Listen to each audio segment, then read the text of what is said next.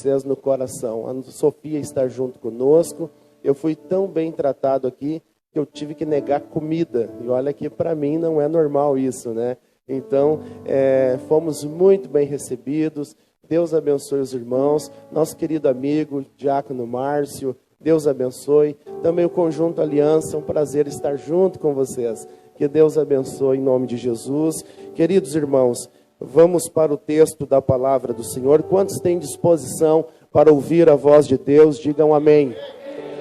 Diz assim a palavra do Senhor: rogo-vos, pois, irmãos, pelas misericórdias de Deus, que apresenteis o vosso corpo em sacrifício vivo, santo e agradável a Deus, que é o vosso culto racional.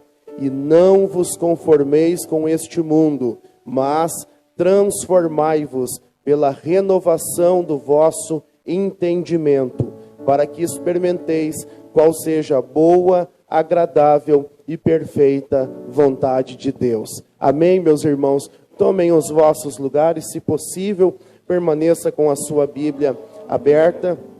Queridos irmãos, a carta de Paulo aos Romanos foi escrita pelo apóstolo Paulo com pelo menos, eu destaco, pelo menos 2 propósitos principais. O primeiro propósito é o propósito missionário. Paulo escreve esta carta no capítulo 15 e no versículo de número 23, ele diz que tem o desejo de ir até a igreja que estava em Roma, e no versículo 24, ele quer ir até a igreja de Roma e ser encaminhado pela igreja de Roma para a Espanha, segundo o versículo 20, onde o evangelho ainda não havia chegado.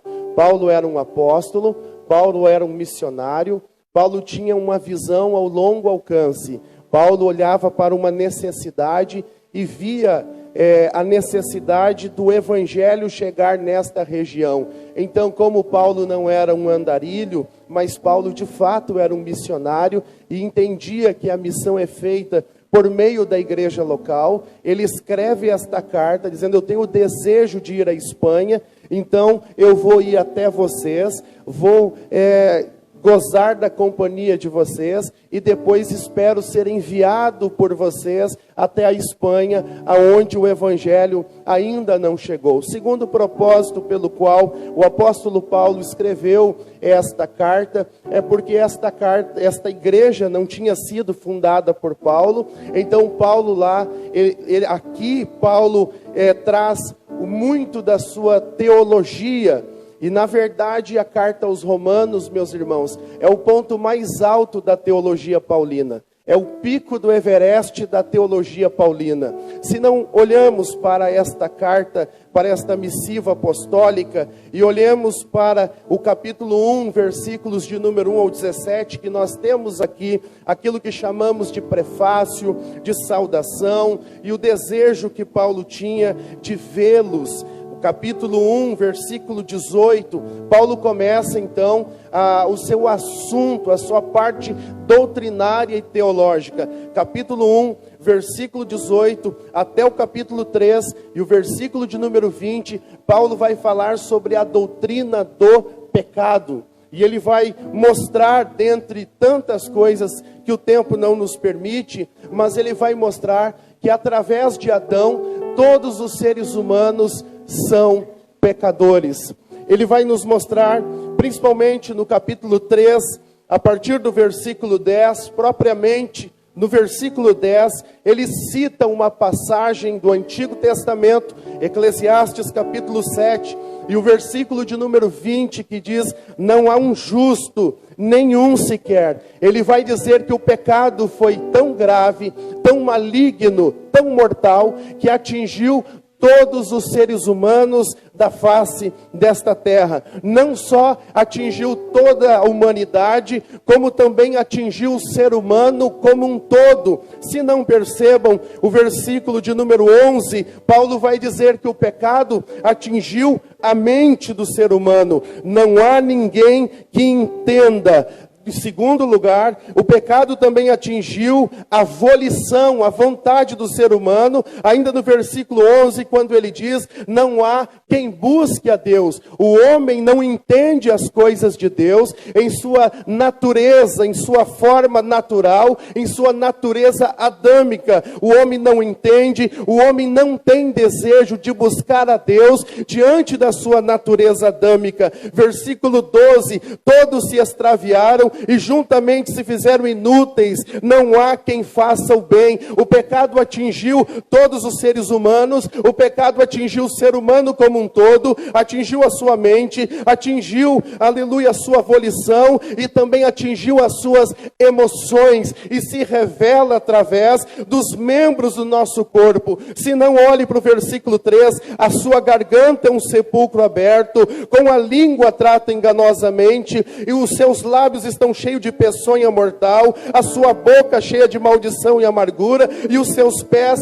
são ligeiros para derramar sangue. Paulo está tratando sobre a doutrina do pecado. O ser humano, através da queda de Adão, está mergulhado no pecado, foi atingido não apenas na sua superfície, mas em todo o seu ser pelo pecado, e a condição do ser humano é alienado a Deus. A condição do ser humano, segundo mesmo Paulo, no capítulo 2 e no versículo de número 1 de Efésios, diz-nos o apóstolo Paulo que o ser humano está morto em seus delitos e pecados, e não ama Deus, e não tem desejo de Deus, e não quer Deus. No versículo 3, a última parte de Efésios 2, Paulo diz que nós éramos por natureza filhos da ira, ou seja, nascemos debaixo da ira de Deus. Paulo vai falar sobre a doutrina do pecado, e ao terminar de falar sobre a doutrina do pecado, no capítulo 3 e no versículo de número 20, ele diz: por isso, nenhuma carne será justificada diante dele pelas obras da lei, porque pela lei vem o pleno conhecimento do pecado. Se Paulo terminasse aqui esta carta, seria o escrito mais triste da Bíblia Sagrada, mais triste que o livro de Lamentações, mais triste que o livro de Juízes, seria este texto, porque o apóstolo Paulo é claro: pelas obras da lei, pela obediência à lei, nenhum ser humano seria salvo. E o problema, senhoras e senhores, não é na lei de Deus, porque Paulo diz aos Romanos no capítulo 7 que a lei é santa, a lei é boa, o mandamento é bom. O problema é a nossa natureza pecaminosa, que é contra Deus, que é inimiga de Deus. Então o apóstolo Paulo diz que pela obediência da lei, nenhuma carne seria salva. Tiago capítulo 2 e versículo de número 10 diz que aquele que guardar a lei e tropeçar em um só ponto da lei é culpado de toda a lei. Ou seja, eu costumo, quando vou dar aula de amartiologia, a dizer aos irmãos que é como você pegar o seu carro e sair e colocar o cinto de segurança e parar na sinaleira e fazer tudo certo e chegar e estacionar em um lugar inapropriado.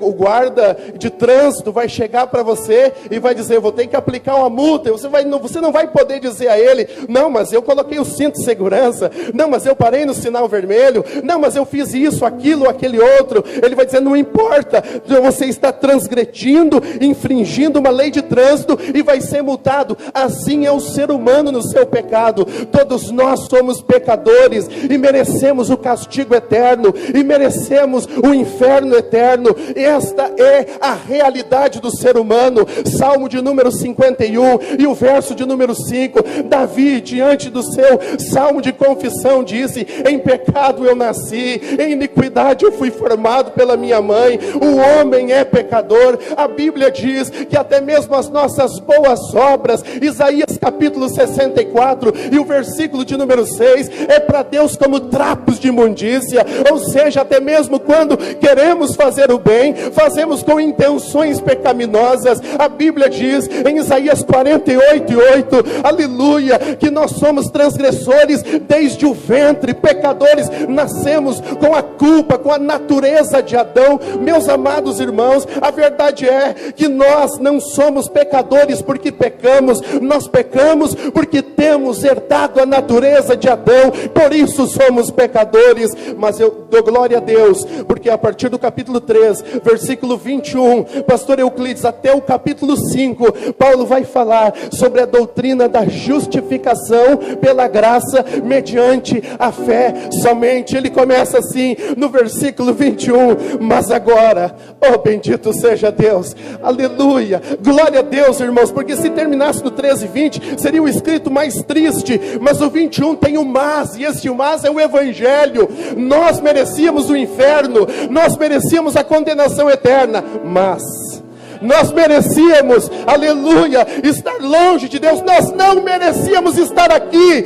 sendo avivados pelo poder do Espírito Santo, mas nós não merecíamos estar aqui, falando em outras línguas, mas nós não merecíamos gozar da eternidade, sermos herdeiros do céu, mas, glória a Deus, agora se manifestou a parte da lei, a justiça de Deus. E a carta aos Romanos é a carta da justiça de Deus, e a justiça de Deus se revela no evangelho do Senhor Jesus Cristo, aleluia, a justiça de Deus. E a Bíblia fala, o apóstolo Paulo começa a falar sobre a doutrina da justificação. O que é justificação, pregador? Justificação, termo forense, tirado dos tribunais. Justificação é o ato de declarar justo, é quando o juiz bate o martelo diante de alguém e diz: é justo, não deve nada, pode ir embora, glória a Deus, não merece, não vai receber a sentença, porque é justo. Mas como assim, pregador? Tu acabou de colocar nós lá na lama, aleluia, dizer que somos todos pecadores, e mesmo as nossas boas obras são para com Deus como trapos de imundícia. Como assim? Nós somos justos, declarados justos diante de Deus no céu, meus amados irmãos, pelo Senhor, através da justificação, da justiça de Cristo. Se não, olhe para o capítulo 4, eu sinto a graça de Deus, e o versículo de número 3, que diz: pois que diz a Escritura, creu Abraão em Deus, e isso lhe foi imputado como justiça. Versículo 6, assim também Davi declara: bem-aventurado o homem a quem Deus imputa justiça. O que acontece com a justificação? Aqui é a questão da imputação. Talvez você já tenha ouvido falar sobre amputação. Amputar é cortar, mas imputar é um termo que fala sobre o comércio, sobre o dinheiro, ou seja, é colocar na conta. Você é um pecador, você merece o inferno, porém, um dia você creu em Jesus Cristo. Romanos capítulo 5, versículo 1, sendo pois justificados pela fé, eu creio que Cristo foi na cruz do Calvário e morreu no meu lugar, e eu recebo, aleluia, esta justiça é imputada, é colocado na conta do Anderson. Ele é indigno, ele merece o inferno, mas eu morri na cruz. Nós somos salvos não pelos nossos próprios méritos, nós somos salvos não pelas nossas boas obras, mas nós somos salvos pelos méritos de Jesus Cristo, pela obra de Cristo na cruz do Calvário. Ele desceu do céu e morreu no nosso lugar. A morte de Jesus Cristo foi substitutiva, ele colocou a sua justiça na sua conta, ao ponto, jovem, o Madicã, nesta noite, quando Deus nos olha através do sangue do Cordeiro, através da justiça de Cristo. Eu quero que você saia desta noite, deste lugar, dizendo: glória a Deus, porque eu entendo que ele morreu no meu lugar. Glória a Deus, porque ele pagou o preço pelo meu pecado. Glória a Deus, porque ele imputou em mim a sua justiça, e por isso somos aceitos diante de Deus. A doutrina da imputação é da dupla imputação, ao ponto que na cruz Cristo está imputando sua justiça a nós, também os nossos pecados foram imputados na cruz do Calvário sobre ele, pois ele carregou os nossos pecados. Isaías capítulo 53 e os versos de número 4 e 5. Eu preciso fazer a leitura. Verdadeiramente entende. Ele tomou sobre si as nossas enfermidades e as nossas dores levou sobre si, e nós o reputamos por aflito, ferido de Deus e oprimido, mas ele foi ferido pelas nossas transgressões e moído pelas nossas iniquidades, e o castigo que nos traz a paz estava sobre ele, e pelas suas pisaduras nós fomos sarados. Bendito seja o nome do Senhor.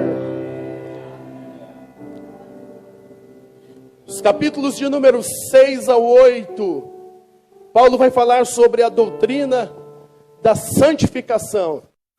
Ora, meus irmãos, se justificação é quando Deus nos declara justo, por meio da fé no sacrifício de Cristo,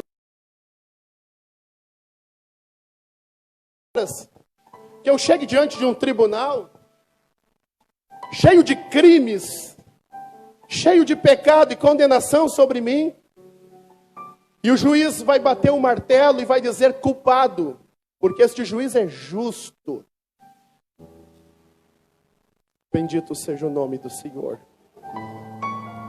Mas ao mesmo tempo ele desce do guichê, desce da tribuna, vai ao guichê e vai lá e paga a minha dívida, porque ele é justo, mas ele é bom. Isso é o que o Senhor fez na cruz do Calvário por nós. Ele puniu o pecado não ficou sem punição, porque ele é justo, mas Cristo, a punição estava em Cristo, na cruz de Cristo Jesus, o nosso Senhor, e por isso temos liberdade de sermos chamados de filhos de Deus pela fé. Agora imagine os senhores, que eu cheio de delitos, de infrações, e o juiz bate o martelo e diga agora: você não deve nada, você é justo. É uma declaração de justiça. Como que eu vou sair daqui? Grato a este homem que pagou o preço pelos meus erros. Assim é a doutrina da santificação. Justificação desemboca em santificação. À medida que, uma vez que eu entendo que eu mereci o inferno, e que os meus pecados pesavam contra mim, e que eu pequei gravemente contra um Deus santo e justo, mas que Ele enviou o seu Filho para morrer no meu lugar, eu santifico a minha vida. Os capítulos 6 ao 8, nós temos a santificação, e quando falarmos em santificação, devemos entender a santificação sobre 3 perspectivas. A santificação posicional, em primeiro lugar. Se não, olhe para Romanos capítulo 1, versículo 7, quando Paulo diz a todos os que estáis em Roma, amados de Deus, chamados, você pode me ajudar, chamados santos. É a santificação posicional, através da morte de Cristo na cruz do Calvário.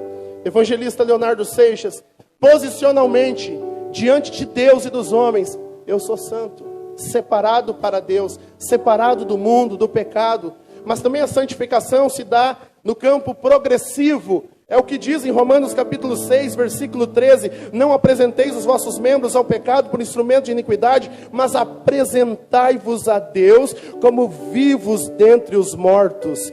Bendito seja o nome do Senhor. Hebreus capítulo 12, versículo de número 14, aleluia: buscai a santificação, sem a qual ninguém verá o Senhor. Se a santificação é posicional em seu primeiro aspecto, agora também ela é processual ou progressiva. Todos os dias eu vou me separando do pecado, eu vou me separando do mundo e sendo mais parecido com o Senhor Jesus. Em último lugar, a santificação tem o seu aspecto que eu chamo de santificação plena, que se dá ainda em Romanos capítulo 8, porém o versículo de número 30, a última parte: diante do todo o plano de redenção, a estes também glorificou. É a santificação plena. É o dia em que o Senhor Jesus vai arrebatar a sua igreja e os mortos ressuscitarão. Nós teremos um corpo glorificado, e naquele momento, meus irmãos, não haverá mais tentação, não haverá mais natureza pecaminosa, não haverá mais proposta de pecado, não haverá mais nada que nos tire da presença de Deus. A nossa natureza pecaminosa na glorificação será erradicada e nunca mais pecaremos contra o nosso Deus santo, justo, bom e amoroso. Capítulos 9 ao 11, ele fala sobre a salvação do povo de Israel, o plano de Deus para Israel. E aqui nós temos a grande primeira parte desta carta. Quem me ouve, diga amém. Esta é a parte doutrinária, a parte teológica. A partir do capítulo 12 até o capítulo 16, nós temos a parte mais prática. Se do capítulo 1 ao 11, Paulo fala como que o Senhor nos amou, como que o Senhor nos salvou. Capítulo 12 ao 16 fala como os salvos devem andar. E o capítulo 12, versículos 1 e 2, fica como transição da parte mais doutrinária para a parte mais prática. Esses dois versículos que eu fiz leitura aos irmãos, faz parte desta transição. Se não, olhe para o texto sagrado. Rogo-vos, pois, e aqui a conjunção pois, é que faz essa transição de tudo aquilo que Paulo falou, para tudo aquilo que virá a partir do versículo 3. Rogo-vos, pois, e eu quero parar aqui, em primeiro lugar, sobre este verbo, rogo-vos. É um apelo apaixonado, emocionante, humilde e cheio de autoridade do apóstolo Paulo. Ele vai dizer assim: eu faço um apelo para vocês. Eu rogo-vos, pois. E olha a forma afetiva que Paulo trata os crentes de Roma: irmãos, pelas misericórdias de Deus. E aqui eu acho lindo, irmãos, porque Paulo faz dois apelos. Primeiro, é para entregarmos o nosso corpo em consagração ao Senhor. Segundo, para que a nossa mente seja transformada pelo Espírito Santo. E ao apelo de uma vida santa, diante de tudo que foi falado até aqui, doutrina do pecado, doutrina da justificação, doutrina da santificação, doutrina do plano de salvação para a nação de Israel, ele vai dizer que diante de tudo isso que vocês ouviram, rogo-vos, pois, irmãos, pelas misericórdias de Deus, que apresenteis o vosso corpo em sacrifício vivo, santo e agradável a Deus, que é o vosso culto racional. E aqui preciso parar um pouco e dizer para você: a maior motivação para viver uma vida santa, para viver a vida cristã, para oferecer-se completamente ao Senhor e andar na sua presença e fazer a sua vontade, não é o cargo de diácono, não é o cargo de presbítero, não é o cargo de evangelista, o título, ou o cargo de líder, ou de encarregado, ou o que quer que seja, meus irmãos. A maior motivação que nós temos de nos entregar completamente é olhar para as misericórdias de Deus. As misericórdias de Deus são o combustível o crente a viver uma vida santa. Quando eu olho para a misericórdia de Deus, quando eu olho para a cruz do Calvário, quando eu entendo que merecia o inferno e Cristo morreu por mim na cruz do Calvário, meus irmãos, isso é o motivo, isso é a mola propulsora. E eu quero com muito carinho, eu já estou encerrando a minha participação nestas 4 noites abençoadas, mas eu quero com muito carinho convidar você, ouvinte, a refletir, irmão, irmã, homem e mulher de Deus, olhe para a misericórdia de Deus. Quando te falta força, olhe para a misericórdia de Deus. Jovem, quando você olhar para as tentações, para as bandejas, para o mundo que tão atraente te chama,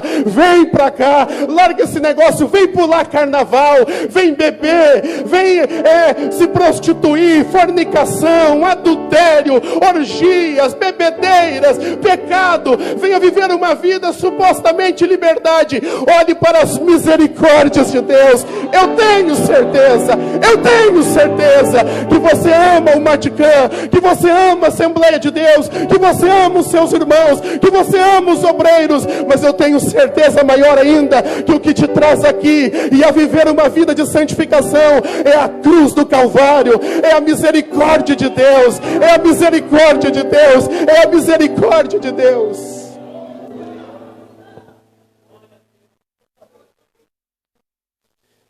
Rogo-vos, pois, irmãos, pelas misericórdias de Deus, que apresenteis o vosso corpo em sacrifício vivo, santo e agradável a Deus. E aqui o apóstolo Paulo usa uma linguagem veterotestamentária do culto do Antigo Testamento, de um sacrifício. Quando ele diz um sacrifício, tendo a ideia do animalzinho, que era do cordeiro que era sacrificado diante do altar do holocausto, ele diz: rogo-vos que vos apresenteis. E aqui fala, a NVI traduz, porque se ofereçam. E nesta noite, diante de tudo aquilo que foi falado, diante da misericórdia de Deus, o pedido do Espírito Santo, irmão, diante da verdade do Evangelho, que nós merecíamos o inferno, e Cristo graciosamente, gratuitamente, nos deu a salvação, eu devo me oferecer para Deus. E hoje o Espírito Santo pergunta aos jovens que aqui estão presentes, aos obreiros e a todos quantos estão neste templo aqui: você quer se oferecer ao Senhor? Apresenteis o vosso corpo em sacrifício vivo. E se o animal do Antigo Testamento era um sacrifício que não era consciente, porque o animal não pensava no que iria fazer, mas nós somos sacrifícios vivos. Isso aponta para o ato de sacrificar. O que é sacrificar? Matar.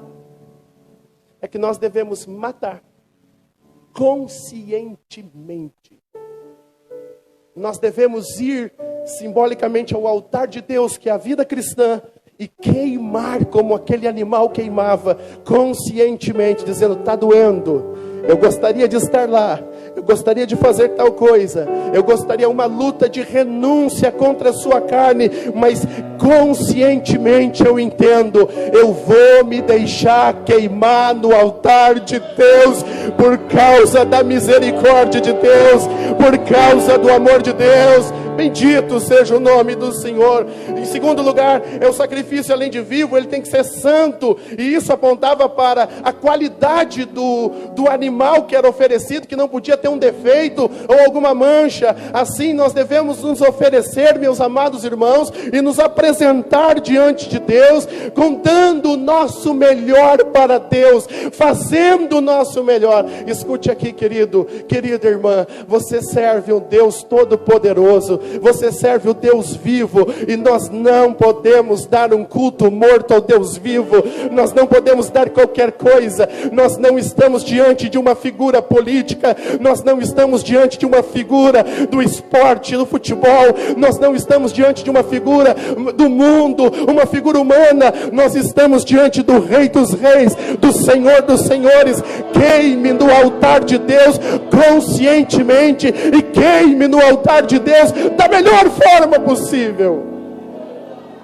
Sacrifício vivo, santo, e aqui fala do resultado do sacrifício, e agradável a Deus. Com certeza está falando da oferta queimada, quando o animal todo era queimado, e aquela fumaça subia diante do Senhor, e o Senhor recebia, e aquilo era para Ele como agradável. Bendito seja o nome do Senhor. Agrade ao Senhor através do sacrifício do vosso corpo. Olhe para cá em nome de Jesus. O texto diz: apresenteis o vosso... Irmão, está fraco. E o problema não é nem o pregador, o problema é a live. Apresenteis o vosso...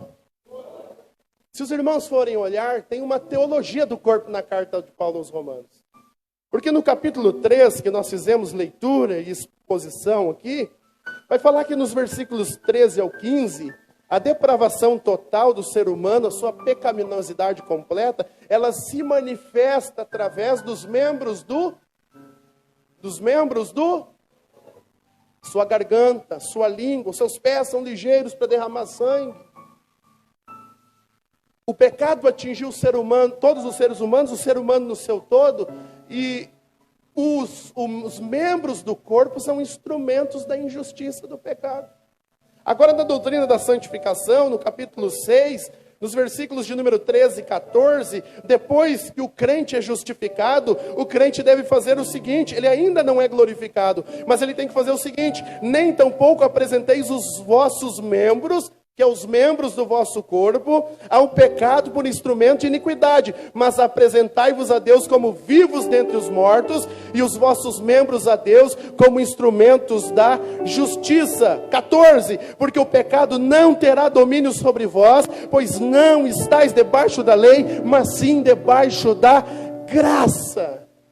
Ou seja, se em um estado de depravação total, no seu estado adâmico, antes da regeneração, o pecado se manifestava através dos membros do corpo. Agora, depois da justificação, nós não devemos oferecer os membros do nosso corpo ao pecado. O pecado não tem domínio sobre o cristão, então ele tem que lutar contra o pecado. Agora no capítulo 12, versículo 1, nesses 2 versículos de transição, Paulo está dizendo o seguinte: coloque os membros do vosso corpo para queimar no sacrifício ao Senhor. Como um sacrifício a Deus, apresentar os membros do corpo em sacrifício ao Senhor. Como é que eu faço isso, pregador? É quando os teus olhos querem cobiçar o que é mal, o que é pecado, e você faz um sacrifício e diz: está no altar de Deus, eu não vou olhar. Nós vivemos, pastor Euclides, no tempo da era digital, da facilidade de ver o que não presta, de estar com o Facebook, com o Instagram. Pastor Jorge, os demais pastores, jovens, o Madicã, o pecado nunca ficou tão fácil, tão acessível. Pastor Leonardo, a nossas mãos, mas nós devemos nos queimar no altar do Senhor por causa do Evangelho. Nós devemos nos queimar no altar do Senhor por causa da cruz de Cristo. Por isso, quando os meus olhos quiserem olhar para aquilo que não agrada a Deus, eu vou sacrificar os meus olhos, eu vou queimar os meus olhos no altar do Senhor e vou dizer: não porás coisa imunda diante dos teus olhos. Eu vou dizer como Jó: eu fiz uma aliança com Deus, eu vou guardar os meus olhos. Será que tem crente louco esta noite aqui me ouvindo? Será que tem jovem que ainda acredita que o Evangelho é radical, que o Evangelho é poderoso? Será que tem jovens aqui que ainda acredita que é para o Senhor deve ser dado o melhor, porque Ele nos alcançou com a sua salvação? Sacrificar os membros do corpo é quando nós tiver vontade de falar mal de alguém, ou falar alguma coisa inapropriada, e dizer: eu vou fechar minha boca, eu vou sacrificar minha boca, porque isso não agrada a Deus. Eu vou sacrificar a minha boca, os meus ouvidos. É quando um jovem estiver na faculdade, na escola, ou em qualquer lugar, e está no meio da roda dos escarnecedores, e alguém falar alguma coisa suja, profana, ímpia, que não agrada a Deus, ele dizer: eu vou me afastar desse momento, não das pessoas, mas da conversa no momento, e eu ofereço os meus ouvidos em sacrifício ao Senhor. Eu sacrifico os meus ouvidos. Meus irmãos, a carne quer o pecado. Paulo falou aos Gálatas no capítulo 5, a partir do versículo 16, que nós temos a concupiscência da carne, super desejo de pecar. A nossa carne grita por estas coisas, mas nesta noite o Espírito Santo te trouxe ao congresso da Umadicã para dizer: eu te salvei, aleluia, eu te salvei. Você merecia o inferno eterno, mas Cristo morreu na cruz. Eu quero dizer uma coisa para vocês, diante desta verdade bíblica, eu quero dizer uma coisa: a quem diga o melhor de Deus está por vir, não, está errado isso daí. O melhor de Deus não está por vir. Eu quero dizer para vocês, muitas coisas boas Deus vai dar a vocês, jovens: um bom casamento, um bom futuro, uma boa formação, muitas coisas boas, aleluia. Mas o melhor de Deus não está por vir. O melhor de Deus já veio há mais de 2000 anos atrás. Cristo foi o melhor de Deus. Cristo foi o melhor de Deus. A cruz do Calvário foi o melhor de Deus. A cruz do Calvário foi o melhor de Deus. Isto foi o melhor de Deus. Tudo é consequência, tudo é resultado, tudo é somática isto. Mas a melhor coisa, o melhor presente que Deus te deu foi Cristo e a sua morte substitutiva na cruz do Calvário. Glória seja dado a Jesus Cristo. Bendito seja o nome do Senhor Jesus Cristo. Santo seja o nome do Senhor Jesus Cristo. João capítulo 3 e o versículo de número 16: porque Deus amou o mundo, que deu o seu Filho unigênito, para que todo aquele que nele crê não pereça, mas tenha vida eterna. Observaram ali o verbo dar? Ele deu o seu Filho, o maior presente que Deus poderia te dar. Cristo é a dádiva do Pai para a igreja. Cristo é o maior presente que você recebeu. Eu quero dizer tudo, o demais, aleluia, é extra, é lucro, é acréscimo, mas Cristo é a melhor coisa. Cristo te livrou da maior tempestade da sua vida.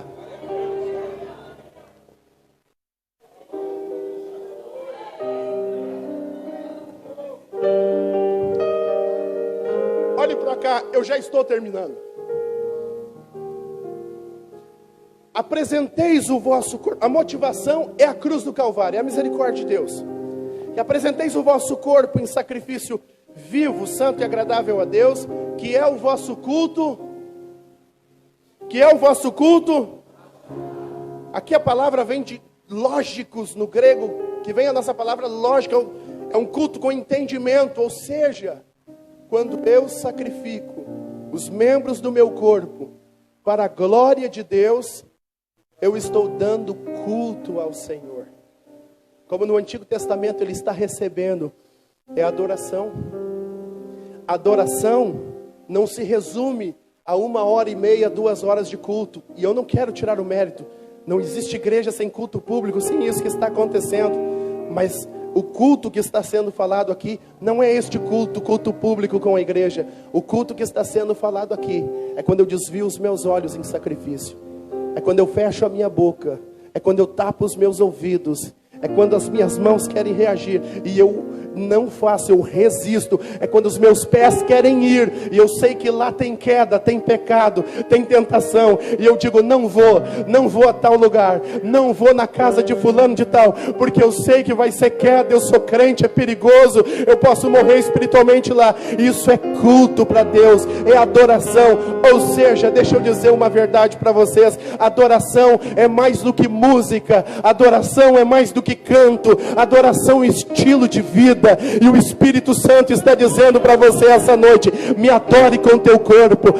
Nos dias de hoje, culto ao corpo. E não estou falando de se cuidar, que isso é muito importante, aleluia, e também necessário e agrada ao Senhor, mas eu estou falando de culto ao corpo. Pessoas que são tão excessivas com cuidado do corpo. Nunca se ouviu tanto a palavra academia como nos últimos anos. As pessoas têm uma tendência a cuidar tão bem, um culto ao seu corpo. E eu não estou falando aqui, repito mais uma vez para você não me entender mal, do cuidado ao corpo, mas um culto ao corpo, e não cuida da vida espiritual, e não entende que esses olhos é para a glória de Deus, que esses ouvidos é para a glória de Deus, que este corpo é para o serviço da igreja, aleluia, que estes pés é para caminhar levando o evangelho de Cristo, que essas mãos é para trabalhar no reino de Deus, que a tua vida é do Senhor e você deve queimar por Ele.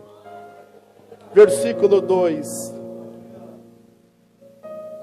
Esse culto, antes do versículo 2, é chamado de culto racional. Não é com base nas emoções ou nas experiências, mas com base no entendimento que tem da misericórdia. Santo é o Senhor. Santo é o Senhor.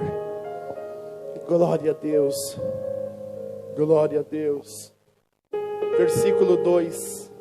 E não, Paulo dá 2 ordens. E ele começa com uma negativa. E não vos conformeis com este mundo, mas transformai-vos pela renovação do vosso. Observe que tanto conformeis quanto transformai-vos tem forma, a palavra forma, como sua palavra raiz, como a sua raiz na palavra. Conformeis, a raiz é forma. Transformai-vos, a raiz é forma. O que Paulo está dizendo aqui, quem tem estômago de ovelha coma, é que o cristão não pode se amoldar, se entrar na forma do mundo, como se a forma do mundo fosse um molde, e a gente vai e se conforma. Irmão, não há coisa mais triste para um crente, para um servo e uma serva de Deus, do que alguém olhar e dizer, você não é diferente de nós, que o mundo olhar para você e dizer, você não é diferente de nós, pois nós somos santos. Eu já ouvi alguém dizer, não queira ser santo, porque senão Deus te leva. Eu já ouvi alguém dizer, aquele estava muito santo e Deus recolheu. Eu já ouvi alguém dizer também, santo é só um, que é Jesus. Mas biblicamente, doutrinariamente, posicionalmente somos santos, separados. É que o diabo faz essas coisas. É que o diabo tira as verdades bíblicas do nosso coração, Leonardo. E nós começamos a dizer, não, santo é só Jesus, eu não. Você posicionalmente é santo. Gradativamente está se santificando. A vida cristã é uma vida de crescimento. Se não perceba, Filipenses capítulo 1, versículo 6, o que diz o apóstolo Paulo: tenho por certo isto mesmo, que aquele que começou a boa obra em vós, há de aperfeiçoar até o dia de Jesus Cristo. Os irmãos lembram de Provérbios 4,18, a luz do justo, a vereda do justo, é como a aurora do dia, que vai brilhando e brilhando, até ser dia perfeito. Eu não consigo entender, meus irmãos, alguém que diga, há 20 anos atrás, quando eu comecei nos caminhos do Senhor, eu evangelizava, eu adorava, eu tinha fervor, e hoje não tem mais nada. Mas a vida cristã é uma escada. A vida cristã é uma obra. Tenho por certo isto mesmo, que aquele que começou a boa obra vai aperfeiçoar. Nós estamos em aperfeiçoamento. Eu não sei você, eu nasci num lar evangélico, me batizei aos 12 anos de idade, estou com 31 e a chama continua acesa. E eu digo, eu preciso crescer na graça, eu preciso crescer no conhecimento. Eu não sei você, mas meu coração queima por Jesus. Quando eu olho para o evangelho, quando eu olho para a misericórdia de Deus, eu começo a dizer, eu preciso melhorar. Senhor, eu estou desviado, eu preciso me santificar mais. Eu não estou olhando o que não te agrada, eu estou falando o que não te agrada. Eu preciso ir para o jejum, eu preciso ir para a oração. Você não tem isso? De vez em quando eu vou orar, fecho a porta do meu quarto sozinho, digo, Senhor, eu estou desviado, me converte aqui de novo, o Espírito Santo vem sobre mim. Eu preciso melhorar, a vida cristã é degrau. Não entre na forma do mundo. Mas vão me chamar de careta, pregador, não tem problema. Não se amolde à forma do mundo. Se amoldar é entrar na forma. Como se colocasse alguém dentro da forma desse copo e amoldasse, colocasse aqui dentro. Sabe, meus irmãos, nós não devemos, como diz o escritor John Stott, diante deste texto bíblico, nós não devemos ser camaleões que assumem cores daquilo que o cerca. Meu irmão, se você é crente aqui na Umadicã, dando glória a Deus, falando em língua estranha, você tem que ser crente cheio do Espírito Santo na escola, na faculdade, no trabalho, nas ruas de Candelária, nas ruas de Santa Cruz do Sul. Você tem que manifestar o evangelho. Não entra na forma do mundo, mas transformai-vos pela renovação do vosso entendimento. E aqui a palavra, o verbo transformar, está na voz passiva no grego, que quer dizer o seguinte: continuem sendo transformados diariamente. Essa transformação vem através do Espírito Santo. Essa transformação de mente, de pensamento, irmão, porque às vezes nós olhamos, mas olha, aí é muito radical. Não, isso aqui não, eu sou jovem ainda. Você é santo. Oh, glória a Deus, estou sentindo graça de Deus aqui esta noite.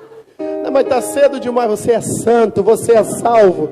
Você foi alcançado pela misericórdia de Deus. Você pode ser adolescente, você pode ser jovem, aleluia. Talvez alguém possa pensar, mensagem para jovem tem que ser mais light, mais diet. Não, meus irmãos, os nossos jovens aprendem química, os nossos jovens aprendem física, os nossos jovens aprendem tanta coisa. Quem disse que eles não podem aprender sobre justificação, sobre santificação? Jesus volta e o culpado é o atalaia que não anunciou. Eu vos tenho esta noite, estou neste lugar como atalaia, como profeta do Senhor, para dizer para você: não entra no molde do mundo. No mundo há um linguajar do mundo, aonde há palavras torpes, aonde há palavras profanas, aonde há linguajar inadequado. Mas você é santo, você se oferece a Deus. No mundo há vulgaridade, há sensualidade, mas você é santa. No mundo, irmãos, há negócios mal feitos, mas você é santo. Mas transformai-vos, é uma obra do Espírito Santo, para que eu entenda a perfeita, agradável e boa vontade de Deus. Coloque-se de pé em nome de Jesus. Coloque-se de pé. Eu termino o sermão. O evangelista Leonardo nos liberou para fazermos o convite. Olhe para cá. Mantenha a sua atenção em mim. Em Mateus capítulo 7, no versículo de número 21, diante do grande sermão da montanha, Jesus disse: nem todo o que me diz Senhor, Senhor, entrará no reino dos céus, mas aquele que faz a vontade do meu Pai que está nos céus. Mas aquele que faz a... Não, você tem que me ajudar. Aquele que faz a... Sabe o que Jesus está querendo dizer aqui? Nem todo o que me diz Senhor, Senhor. Primeiro, essas pessoas que chegarão diante do Senhor no dia da segunda vinda em glória, eles vão dizer ao Senhor a coisa certa, porque Senhor é reconhecendo a sua divindade.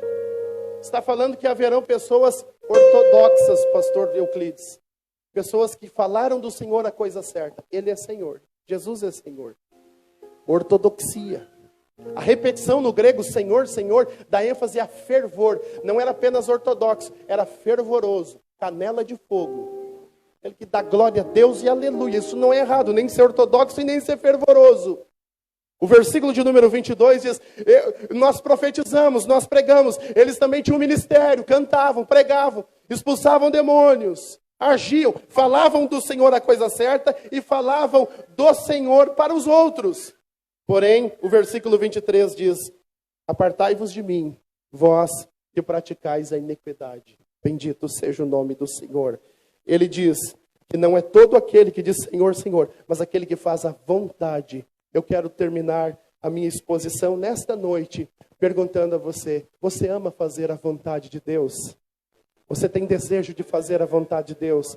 Então eu faço um desafio. Aqueles que querem passar aqui como um ato de fé, aqueles que puderem aqui à frente, jovens, moços, moças, homens e mulheres de Deus, aqueles que entenderam que precisam dar o seu corpo como sacrifício, colocar os membros do seu corpo para queimar diante do altar de Deus, e que precisam não entrar no molde do mundo, mas ser transformado pela palavra de Deus em seu entendimento, a sair do seu lugar e passar aqui à frente para experimentar a boa, perfeita e agradável vontade de Deus. A vontade de Deus é contra a sua vontade. A vontade de Deus é contra o mundo. Mas a vontade de Deus é que vai revelar quem é salvo e quem não é. Mas eu canto muito bem, pregador. Não importa. Tem que fazer a vontade de Deus. Tem que andar dentro da vontade de Deus. Mas eu conheço muito bem de teologia, de doutrina. Não importa. Todo o cabedal teológico que você tem que andar na vontade de Deus. Mas eu sou fervoroso. Eu venho aos cultos, não falta o culto, não importa, meus irmãos. A vida cristã é uma vida de vitória contra o pecado. A vida cristã é uma vida de pessoas que estão disponíveis a fazer a vontade de Deus. Saia do seu lugar, saia do seu lugar. Enquanto a jovem vai estar cantando, aleluia, saia do seu lugar. Olhe para cá em nome de Jesus. Enquanto a jovem se prepara para cantar, diga: a Deus, eu me ofereço completamente no teu altar. Não é nem pelo coral, não é nem pelo título, é pela tua misericórdia, pelo teu amor. É alimento.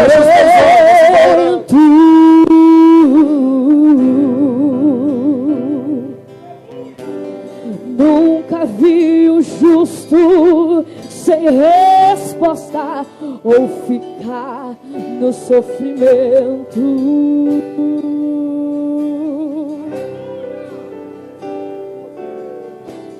Basta somente esperar o que Deus irá fazer.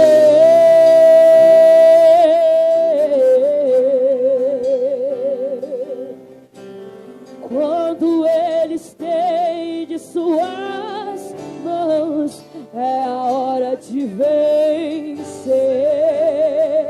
Então louve, simplesmente louve. Tá chorando, louve. louve, precisando louve, tá sofrendo louve, não importa, louve, teu louvor invade os céus. Deus vai na frente, abrindo o caminho, quebrando as correntes, tirando os espinhos, ordena os anjos pra contigo lutar. Ele abre as portas pra ninguém mais fechar. Ele trabalha pra quem nele confia. Caminha contigo de noite ou de dia. Erga suas mãos, tua bênção chegou. Comece a cantar com muito louvor, com muito louvor, com muito louvor, com muito louvor, com muito louvor, com muito louvor, com muito louvor, com muito louvor.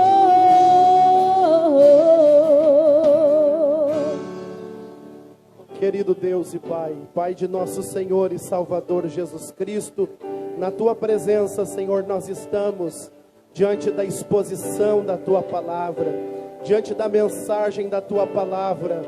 A Tua Palavra é poderosa, Senhor, a Tua Palavra é martelo que esmiuça a penha, a Tua Palavra é lâmpada para os pés, é luz para o caminho. A Tua Palavra é pão para o faminto, é água para o sedento. A Tua Palavra é escudo, é broquel. A Tua Palavra é poderosa para dar vida, para vivificar uma geração. E a minha oração, Espírito Santo, o meu papel aqui estas 2 noites como pregador foi levar o Evangelho até os ouvidos. Espírito Santo, o Teu papel, o Senhor é magnífico em fazer, de levar dos ouvidos ao coração. E eu te peço por graça e misericórdia sobre a vida destes que aqui estão esta noite. Coloca no coração, aleluia, a Tua Palavra, imprime na alma. Jovens que queiram queimar, jovens que queiram sacrificar. Senhor, o Evangelho ainda é de renúncia. O Evangelho ainda, Senhor, é de pessoas que olham para a cruz do Calvário e pela Tua graça e pelo Teu amor são constrangidos a queimarem no altar. Dou a Ti os meus olhos, Senhor, dou a Ti os meus ouvidos, Senhor, dou a Ti a minha boca, dou a Ti os meus pés, dou a Ti as minhas mãos, dou a Ti o meu ser completamente, como aquele animal que era queimado completamente no local, no altar do holocausto, Senhor, e era totalmente queimado. Eu Te dou a minha juventude, eu Te dou as minhas forças, eu abro mão, Senhor, daquilo que projetei para a minha vida, para queimar no Teu altar.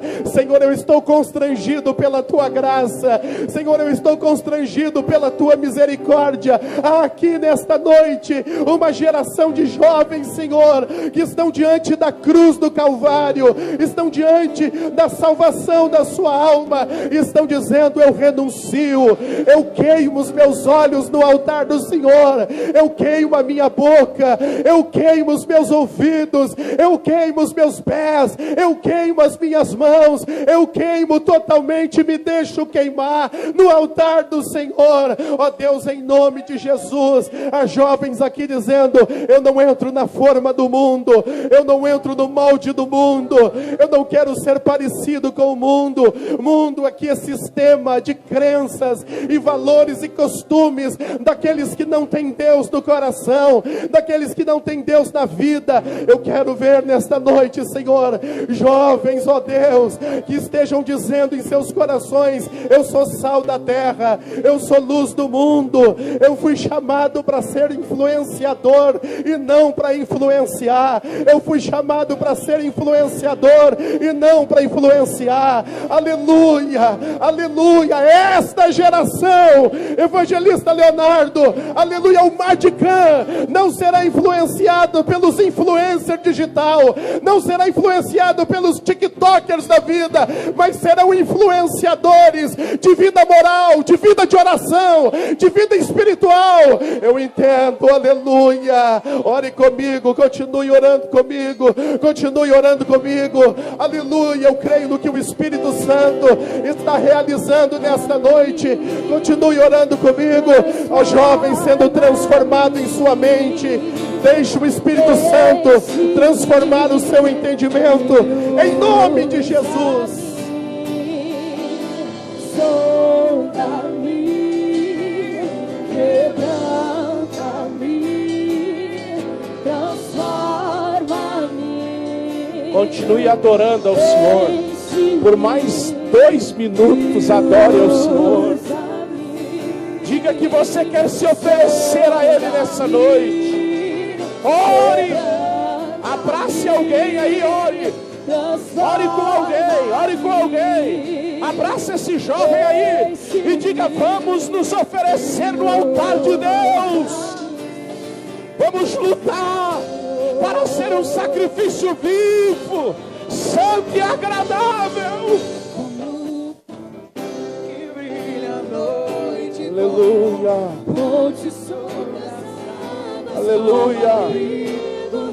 Batiza com o Espírito Santo, Jesus. Derrama. Quero ser usado da maneira. Abra sua boca. Seja grande em qualquer hora e em qualquer lugar. Eis aqui a minha vida, usa-me, Senhor, usa-me, sonda-me. Aleluia, aleluia. Quebranta-me. Vai, meu irmão, vai, meu irmão. Aleluia, adore, abra a sua boca. Deixa o Espírito Santo te renovar. Abra a sua boca. Você é crente que está no altar de Deus. Abra a sua boca. Oh, aleluia. Adore ao Senhor. Você veio para um culto. Aleluia.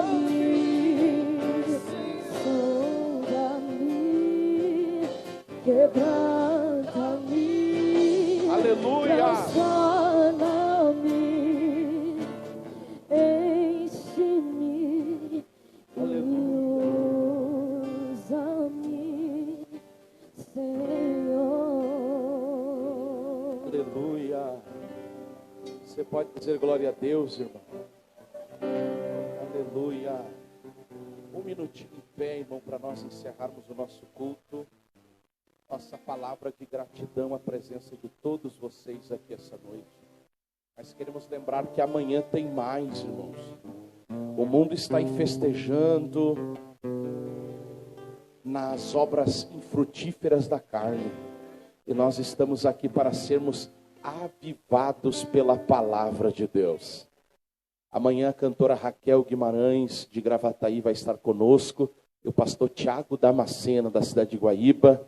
Eu quero contar com você aqui em nome de Jesus, meu irmão. Convide alguém, venha para cá adorar o nome do Senhor. Coral masculino vai louvar ao nome do Senhor. Obrigado ao coral misto, ao Conjunto Aliança, meus amigos. Deus abençoe, são sempre bem-vindos. Ao Anderson, Deus te abençoe. Obrigado por ter sido um instrumento de Deus e que o Senhor Deus continue te abençoando. Um amigo, um servo de Deus aí. Irmão Márcio, obrigado. E a todos os irmãos de Santa Cruz que vieram, Deus abençoe em nome de Jesus. Irmãos, a saída vai ser aqui pelo lado, tem lanche, mas não saia com pressa, irmão. São 9h28. Vá alegre para sua casa, dê paz do Senhor para o seu irmão. Nós estamos despedidos na paz de Jesus.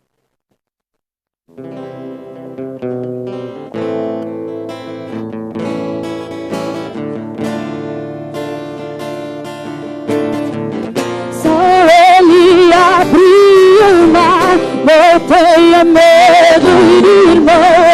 Se atrasou em Faraó, Deus vai te atravessar e você vai entoar o hino da vitória. Toda vez que o mar vermelho tiver que passar, Chame logo esse homem para te ajudar. É nas horas mais difíceis que ele mais te vê. Pode chamar esse homem que ele tem poder. Se passares pelo fogo não vai te queimar. Se nas águas tu passares não vão te afogar. Faça como Israel que o mar atravessou. E no nome do Senhor um hino de vitória. Do outro lado canto. Se estiver frente ao mar e não puder atravessar, chame esse homem com fé. Só ele abre o mar.